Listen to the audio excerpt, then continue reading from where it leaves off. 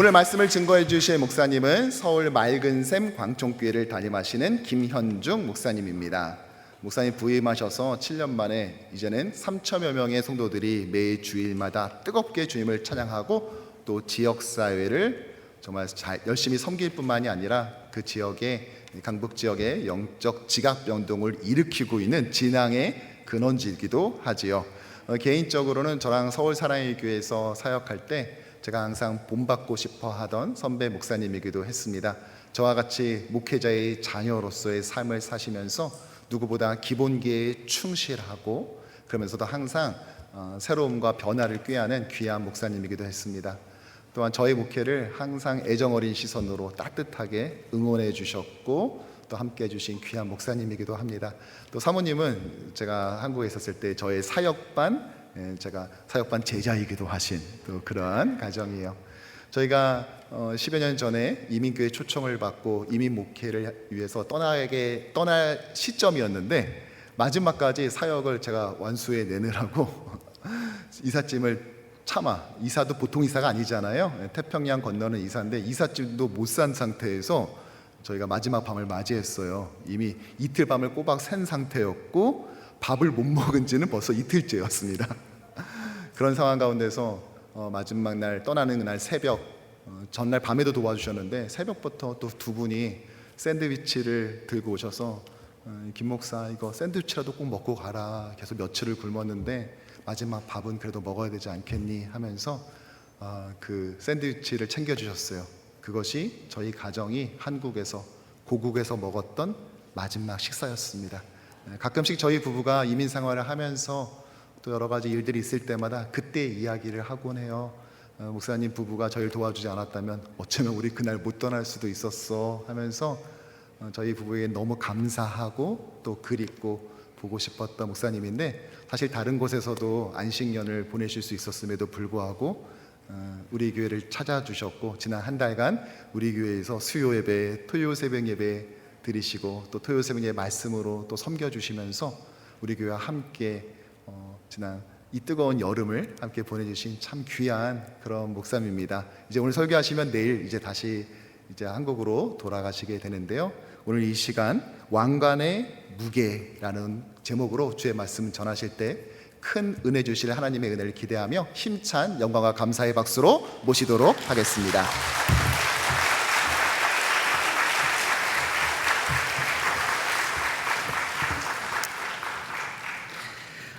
그 샌드위치가 뭐라고 그죠? 그때 기억이 납니다. 목사님 사역이 너무 바빠가지고 이민 갈 짐도 잘 못 사고 있었는데요. 저희 가서 짐을 싸준 게 아니고 짐을 많이 버려드렸습니다. 저도 2011년, 12년 캐나다 밴쿠버에 사역하러 갈 때 짐을 이따만하게 지고 갔는데요.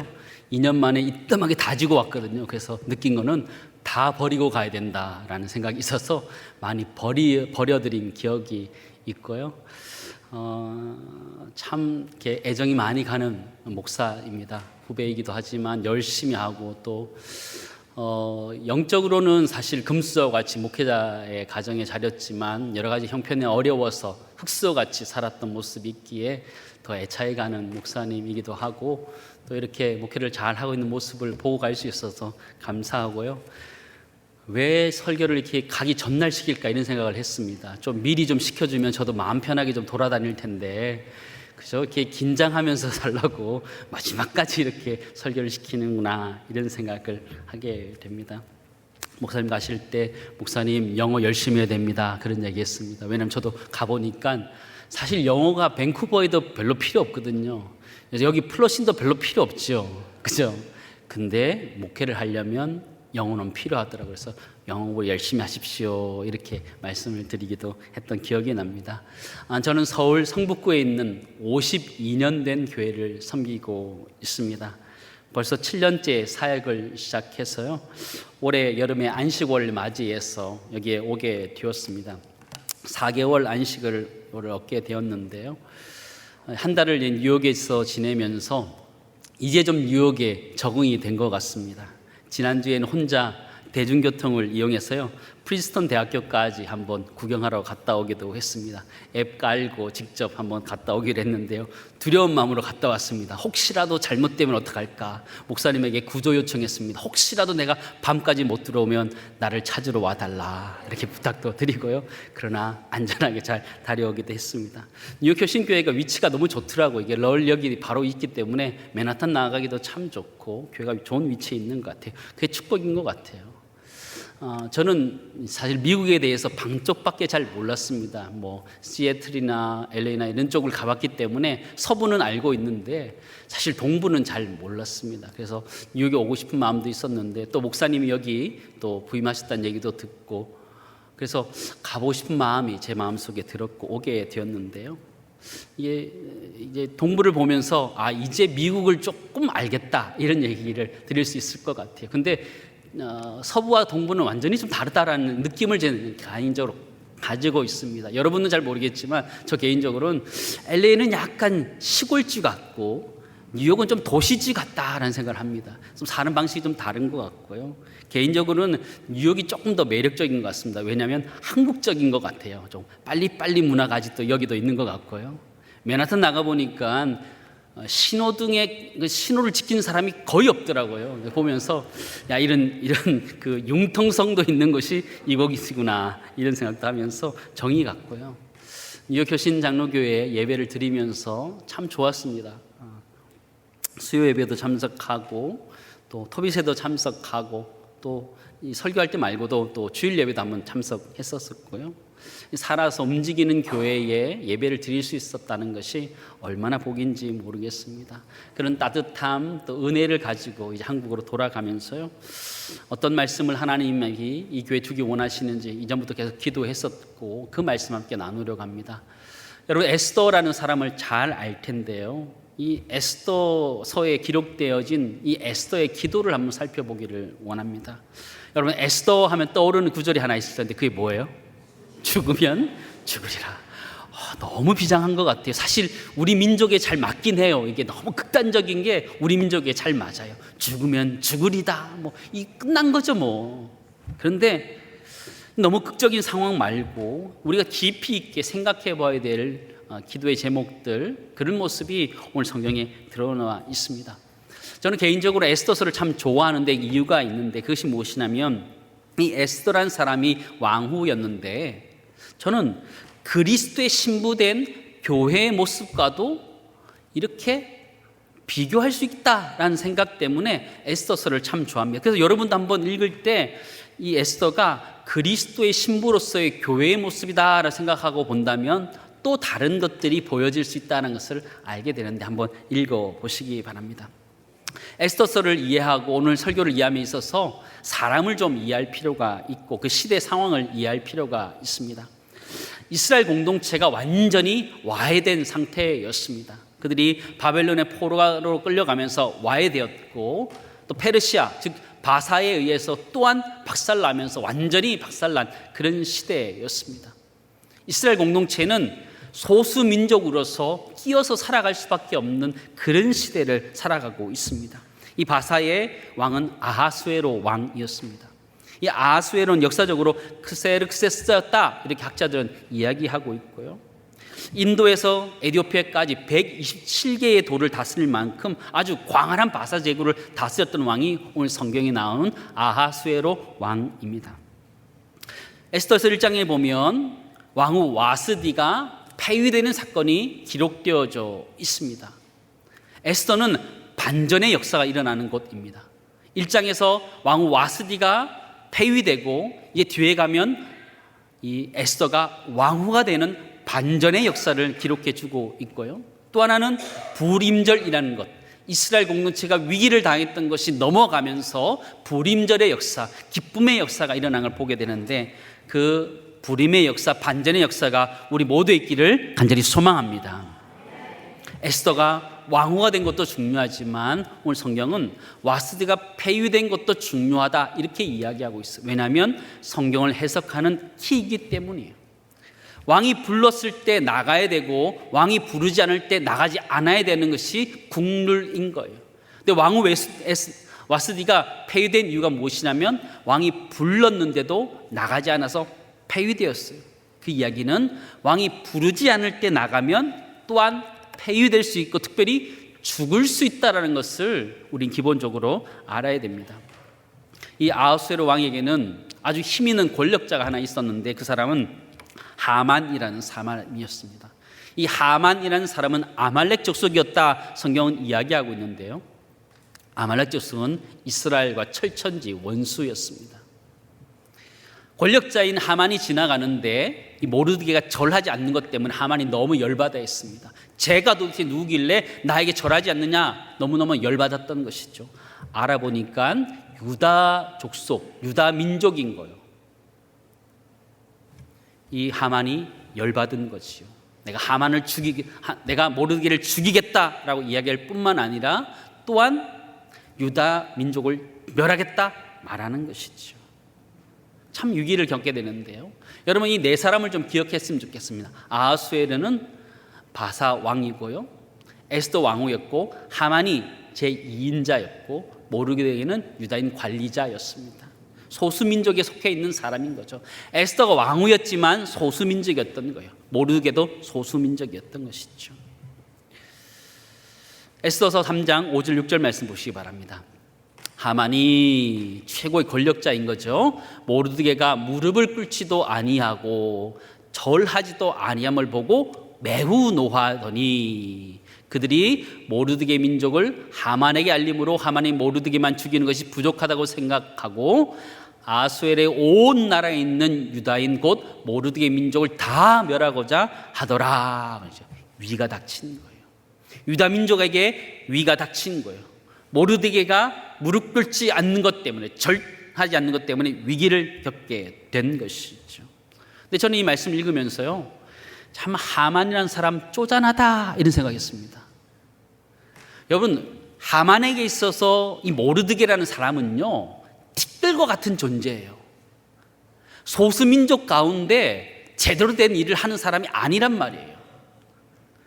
바사 왕국의 큰 권력을 가진 사람이 소수민족의 아주 낮은 사람이 절하지 않은 것 때문에 삐졌다? 그릇이 안 되는 거예요. 그릇이 안 되는 거예요. 그런데 중요한 것은 그게 굉장히 위험한 일이라는 것이죠.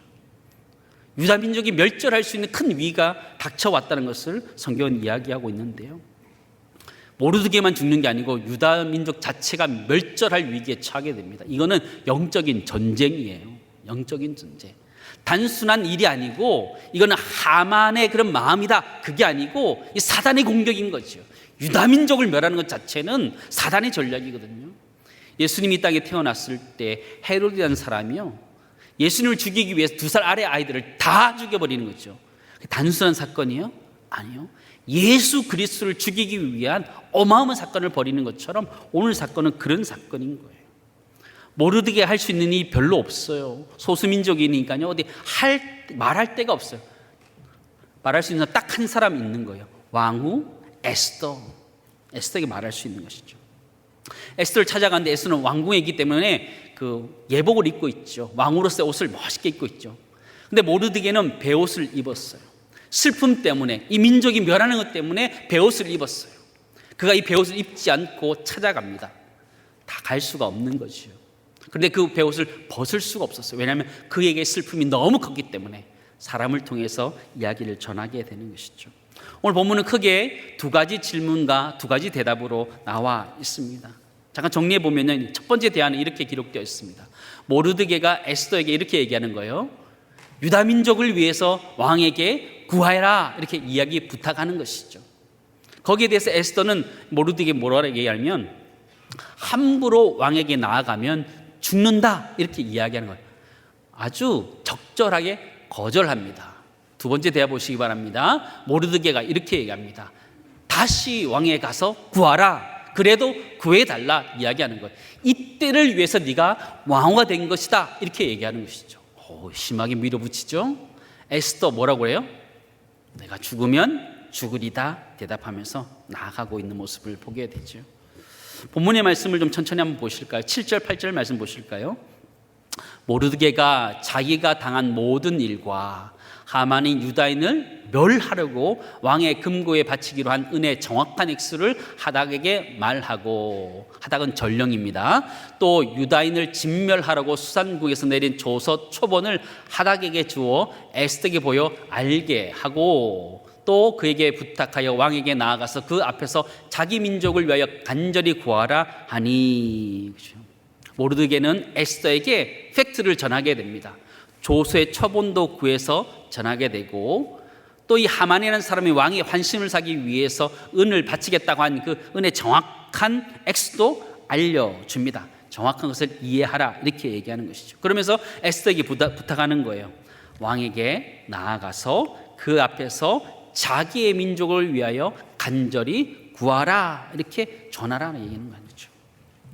에스더 이 말을 들었을 때 어땠을 것 같아요? 여러분이 에스더라면 어땠을 것 같아요? 그래, 내가 가야지, 이런 마음이 들까요? 아니요, 그럴 수가 없어요. 왕 앞에 나간 지가 벌써 30일이 지난 거예요. 왕이 자신을 본 지가 30일이 지난 거예요. 있는지 없는지도 모를 수 있는 상황인 것이죠. 왕이 지금 어디인지도 알 수 없는 거죠. 11절 보면 에스더가 정중하게 거절합니다. 왕의 신하들과 왕의 각 지방의 백성들이 어떻게 한다 그래요? 다 안다, 다 안다 하는 거죠. 무엇을요? 남녀를 막론하고 부름을 받지 아니하고 안뜰에 들어가서 왕에게 나가면 오직 어떻게 한다고요? 죽이는 법이다라는 것이죠. 왕이 그 자신에게 금규를 내밀어야 살 것이라 이제 내가 그 부르심을 입어 왕에게 나가지 못한 지가 이미 30일이라 하라 하니라. 정중하게 거절하는 거예요. 내가 나가고 싶어도 나갈 수 없다. 모든 사람이 다 안다는 거예요. 왕에게 나아가면 죽는다는 것이죠. 에스더 아주 젠틀하게 이게 대답하는 거죠. 안 됩니다. 할 수 없습니다. 대답하죠. 에스더가 할 수 있는 게 없어요. 와스디 한번 생각해 보시기 바랍니다. 이전 왕후가 어떻게 죽었어요? 어떻게 폐위됐어요? 왕이 나오라 그랬을 때 나오지 않았을 때에 폐위되었다면요, 나오란 말 없이 나가면 혹여라도 왕을 공격한다고 오해해서 에스더를 죽일 수 있고 근위병들이 죽일 수 있는 상황이라는 것이죠. 나갈 수 없는 거예요. 여러분, 조선시대 한번 생각해 보시기 바랍니다. 왕을 보호하기 위한 근위대가 있었고요, 여러분 기미상궁이라는 것이 있었습니다. 여러분, 기미상궁이 뭐예요? 먼저 왕의 식사를 해보는 거예요. 왜 하는 거죠? 복이 있는지 없는지 검사하기 위해서 먹어보는 거거든요. 간 맞추는 게 아니에요. 간을 보기 위해서 하는 게 아니고 독이 들었는지 없는지 직접 먹어보면 어떤 그런 위기의 상황입니다. 지금도 마찬가지예요. 아하수에르 왕도 독살의 위험이기 때문에 함부로 왕 앞에 그 앞에 나갈 수 없었던 것이죠. 그런 상황에 지금 에스더가 부탁을 받은 거예요. 유다 민족을 구하기 위해서 왕에게 나아가라. 이 얘기는 죽으란 얘기잖아요. 모르드게가 에스더에게 야, 너 죽어라, 이런 얘기하는 거 똑같아요. 에스더가 할 수 있는 것이 아무것도 없어요. 가능성이 제로예요. 미션 임파서블. 아무것도 할 수 없었어요. 모르드게나 에스더 둘 다 아무것도 할 수 없는 상황 속에 어려움이 있었던 것이죠. 모르드게, 저는 정말 나쁜 사람이라 생각합니다. 에스더의 입장에서 여러분이 에스더라고 생각해 보시기 바랍니다. 이게 자신에게 할 얘기인가 한번 보시기 바랍니다. 13절 14절 말씀 보시기 바랍니다. 우리 같이 읽겠습니다. 모르드게가 그를 시켜 에스더에게 회답하되 너는 왕궁에 있으니 모든 유다인 중에 홀로 목숨을 건지리라 생각하지 말라. 이때에 내가 만일 잠잠하여 말이 없으면 다른 데로 말미암아 노임과 구원을 얻으려니와 너와 내 아버지의 집은 멸망하리라. 내가 왕후의 자리를 얻은 것이 이때를 위함이 아닌지 누가 알겠느냐 하니. 아멘이에요? 에스더 입장에서는요, 저 말처럼 섭섭한 말이 없어요. 나갈 수 있는 상황이 아닌데 나가란 얘기잖아요. 성경 말씀 자세히 보니까요, 너는 왕궁에 있으니 모든 유다인 중에 홀로 목숨을 건지리라 생각하지 마라, 이렇게 얘기하는 거예요. 에스더 그런 생각 한 적도 없어요. 근데 모르드게가 그렇게 이야기하는 거예요. 얼마나 에스더 섭섭했겠어요. 섭섭했을까요? 그리고 사실 누가 사고 친 사건이요? 모르드게가 사고를 친 사건이에요. 하만에게 무릎 꿇지 않고 절하지 않은 것 때문에 발척된 문제만 말이에요. 그렇게 시작된 문제이기 때문에 모르드게 지가 해결해야 되지 왜 그거를 에스더한테 갖고 와가지고 해결해 달라고 그래요? 에스더 입장에서 너무 서운할 수 있는 거지요. 에스더 보고 나가라 얘기하는 것이요. 모르드게 정말 나쁜 사람입니다. 에스더의 입장에서 이렇게 얘기해요. 내 왕후의 자리를 얻은 것이 이때를 위함이 아닌지 누가 알겠느냐. 정말 이렇게 신세를 졌지만 에스더에게 너무 못되게 하는 거죠. 에스더가 자기 살겠다고 뭐 안 하겠다 이런 얘기 한 게 아니에요. 할 수 없기 때문에, 못하기 때문에 얘기하는데도 계속 몰아치는 거예요. 에스더 참고 이야기합니다. 16절, 당신은 가서 수안에 있는 유다인들을 다 모으고 나를 위하여 금식하되 밤낮 3일을 먹지도 말고 마시지도 마소서. 나도 나의 시녀와 더불어. 이렇게 금식한 뒤에 뭐라 그래요? 규례를 어기고 왕에게 나아가리니 죽으면 죽으리이다 하니라. 죽으면 죽으리다가 아니고요, 금식한 뒤에 규례를 어기고 왕에게 나아가서 죽겠다 얘기하는 거예요. 성경 읽어서 죽으면 죽으리다 이야기하니까 뭐 죽을까 정도 생각하고 나갔다 그렇게 생각하는 그게 아니에요. 규례를 어기고 나가기 때문에 죽음을 각오하고 내가 죽을 것이다 하는 것을 알고 나가는 모습을 보여주는 것이죠. 여러분, 모르드게가 할 짓이에요? 에스더한테 그렇게 할 수 있어요? 사고는 지가 치고 에스더 보고 수습하라는 거잖아요. 에스더 입장에서는 너무너무 섭섭할 수 있는 것이에요. 두 가지 대화 다시 한번 정리해 볼까요? 모르드게가 요청합니다. 민족을 위해서 왕에게 구하라 요청하는 거죠. 에스더, 함부로 나가면 죽어서 안 된다. 나도 본 지 30일 됐다. 할 수 없다 이야기하는 거죠. 두 번째, 뭐라 그래요? 그래도 왕에게 나아가라 얘기하는 거예요. 이때를 위함이라. 네가 왕후가 된 것이 이때를 위함이다. 그걸 어떻게 알아요? 에스더 다시 얘기하는 거죠. 내가 가겠다. 금식하고 가겠다. 너네도 같이 금식하자. 죽으면 죽으리다고 나아가고 있죠. 여러분이 에스더 입장으로 돌아와서 한번 깊이 생각해 보시기 바랍니다. 에스더 얼마나 섭섭할 수 있을까요? 자기를 키워줬던, 길러줬던 모르드게인데 자기를 사지로 몰아넣고 있어요. 너무너무 섭섭할 수 있죠. 그러나 에스더 죽음의 자리로 갑니다. 왕으로서 왕에게 이야기할 수 있는 유일한 사람이기 때문에 왕 앞에 목숨 걸고 갑니다. 저는 이 에스더의 무한한 책임을 성경을 통해서 보게 되는데요, 저는 이 에스더의 무한한 책임을 에스더의 왕관이다 저는 표현하고 싶습니다. 에스더는 왕후였기 때문에 왕 앞에 나갈 수 있기 때문이죠. 나오라 하지 않을 때 나가면 죽는 것이 있지만 그래도 나갈 수 있는 조그만 지푸라기라고 있는 것이 이 왕후 에스더의 모습인데요, 우리 그리스도인들이 그렇지 않아요. 우리가 감히 하나님 앞에 나아갈 수 있어요? 나아갈 수 없어요. 하나님을 본 자들이 구원에 없어요. 가면 죽기 때문에. 그러나 우리는 하나님 앞에 담대히 나아가는 줄을 믿습니다. 왜 그렇죠? 예수 그리스도 피 때문에 담대하게 나갈 수 있는 왕후와 같은 자격이 우리에게 주어진 것이죠. 우리 모두는 왕관을 쓰고 있는 사람이에요. 한번 따라하겠습니다. 왕관을 쓰려는 자, 왕관의 무게를 견뎌라. 영국의 대문호 셰익스피어가 한 말입니다. 그 당시 헨리 4세가 이 권력과 명예에 너무 집착하는 거예요. 그 사람이 거기에 걸맞는 책임을 지라고 이야기하기 위해서 셰익스피어가 희게 쓴 거예요. 왕관이란 그런 거거든요. 작년 5월 6일에 대관식이 영국에서 있었습니다. 여러분 보셨죠? 예, 보셨죠. 만년 왕세자였던 찰스 3세가 그럼 왕세자라는 꼬리표를 떼고 국왕이 되는 자리였습니다. 그가 섰던 왕관이 몇 킬로그램 됐을까요? 2.23kg밖에 되지 않았습니다. 그러나 그가 국왕으로서 짊어져야 됐던 그 짐의 무게는 얼마나 됐을까요? 아마 제가 느끼면 한 2, 3톤은 됐을 것 같아요. 어마어마했을 것 같아요. 무게가 엄청나죠. 질량적으로 그가 쓴 왕관은 2kg 조금 넘어요. 그러나 그가 짊어졌던 왕으로서의 책임은 2톤, 3톤의 무게가 되는 것이죠. 그는 대관식에서 이렇게 얘기합니다. 그분의 이름으로, 이렇게요. 그분은 예수 그리스도를 이야기합니다. 그분의 이름으로, 그분의 본보기로 나는 섬김을 받기 위해서가 아니라 못하기 위해서 섬기기 위해 왔다라고 얘기하는 거죠. 정말 주님의 말씀을 그대로 가져와서 아주 잘했던 거죠.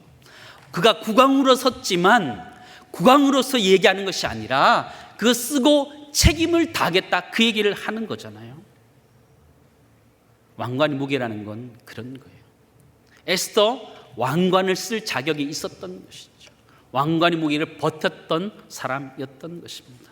사랑하는 뉴욕교신 장로교회 성도 여러분, 여러분은 어떤 왕관을 쓰고 계시고 그 왕관의 무게는 어떻게 버틸만 하십니까? 하나님 우리들에게 이 왕관을 씌워 주셨습니다. 우리 모두는 그런 왕관들을 쓰고 있습니다. 여러분, 담임 목사로서의 왕관이 얼마나 무거운지 아십니까? 담임 목사로서 제가 안식오를 맞으면서 목사로서 가장 좋다라고 말하기도 좀 어려운 게 하나 있습니다. 그게 뭘까요? 설교를 안 해도 된다라는 것입니다. 설교 때문에 토요일 날 잠이 안 올 때가 있습니다. 잠이 안 올 때가 있어요. 설교 준비 때문에 또 고치고 기도하고 또 고치고 하는 것 때문에 토요일 날 자리 뻗고 잘 수가 없어요. 주일 아침에 못 일어날까 봐, 못 일어난 적이 한 번도 없지만 못 일어날까 봐 알람을 2-3개, 3개씩 맞춰놓고 잡니다. 깊이 잘 수 있을까요? 절대로 못 자죠. 담임 목사로의 무게가 그렇게 있는 거예요. 설교자로서 무게가 있는 것이죠. 여러분, 김광선 목사님 담임 목사로의 그 왕관의 무게가 얼마나 될 것 같아요? 주변에 있는 교회 사람들은요, 목사님이 좋은 교회 담임 목사가 되어서 야 좋겠다 이렇게 얘기할 수 있을 것 같아요. 그러나 본인이 쓰고 있는 이 왕관의 무게는 너무너무 무거운 거예요. 잠이 잘 안 오는 거예요. 어떻게 해야 되나, 성도님 어떻게 돌봐야 되나, 너무너무 힘든 것이죠.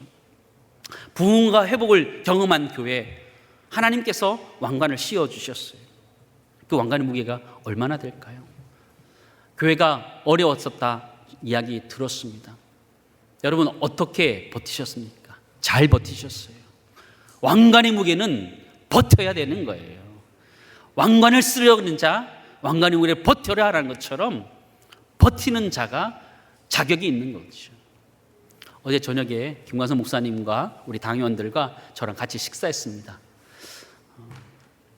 김광선 목사님과 제가 식사했는데 어제 누가 식사를 잘했을까요? 김광선 목사님이 식사를 잘하셨습니다. 여기가 이렇게 맛있는 데였냐고. 저는 적당히 먹었습니다. 소화가 안 될까 봐. 설교자의 무게 때문에. 그런 거거든요.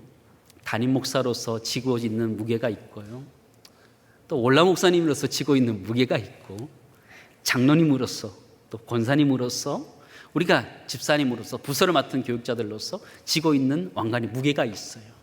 그 무게는 우리가 버텨야 되는 줄을 믿습니다. 버텨야 되는 거죠. 우리는 누구예요? 우리는 왕 같은 제사장이에요. 베드로전서 2장 9절 말씀 보실까요? 그러나 너희는 택하신 족속이요 왕 같은 제사장들이다 말씀하시요. 거룩한 나라요 그의 소유된 백성이니 이는 너희를 어두운 데서 불러내어 그의 귀한 빛에 들어가게 하신 이의 아름다운 덕을 선포하게 하려 하심이라 말씀입니다. 우리에게 너희는 왕 같은 제사장들이야. 우리에게는 왕관이 씌어져 있다는 것이죠. 어떤 왕관이 씌어져 있어요? 왕 앞에 나아가서 담대하게 고할 수 있는 왕관이 씌어져 있는 거예요. 히브리서 4장 16절 말씀 같이 했습니다. 시작. 그러므로 우리는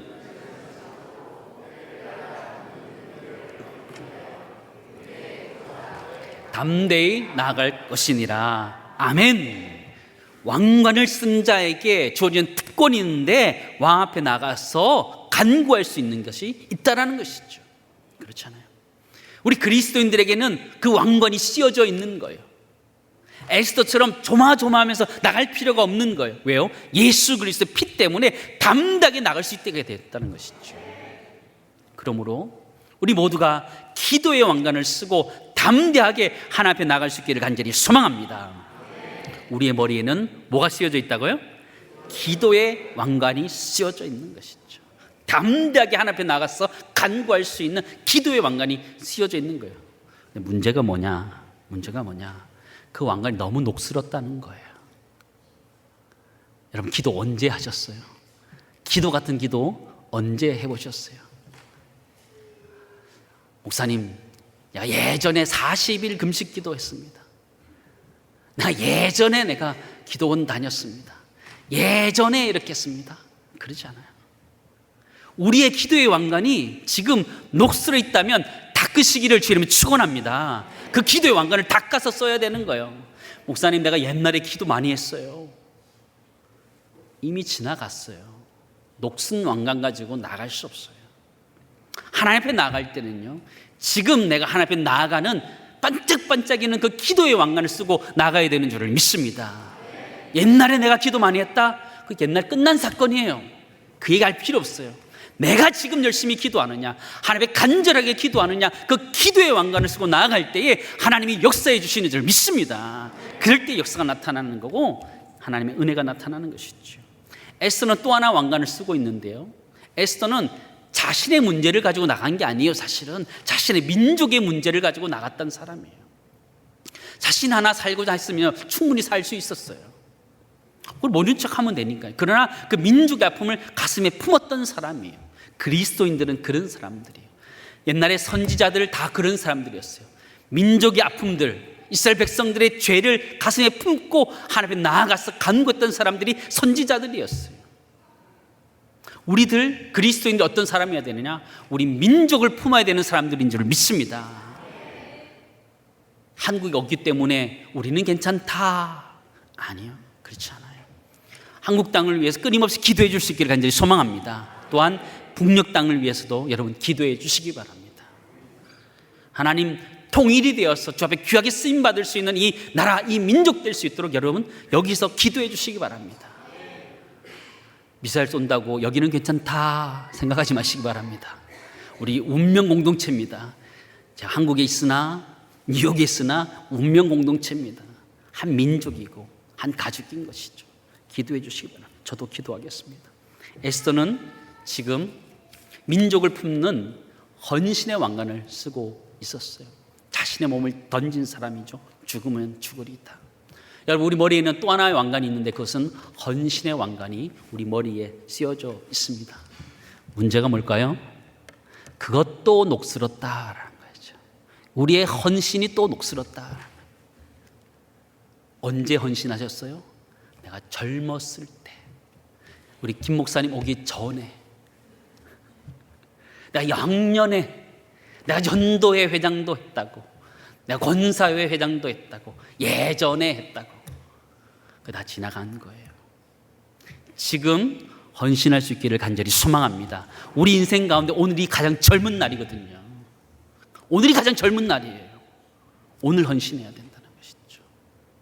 사랑하는 성도 여러분, 하나님 우리들에게 이 두 가지 왕관을 씌워주셨어요. 기도의 왕관과 헌신의 왕관을 씌워주셨어요. 그렇다면 왕관을 쓰려는 자 그 무게를 버텨야 되는 것처럼 그 일을 감당해야 돼가는 것이 우리의 책임인 줄을 믿습니다. 에스더는 왕으로서 너무 아름다운 사람이었어요.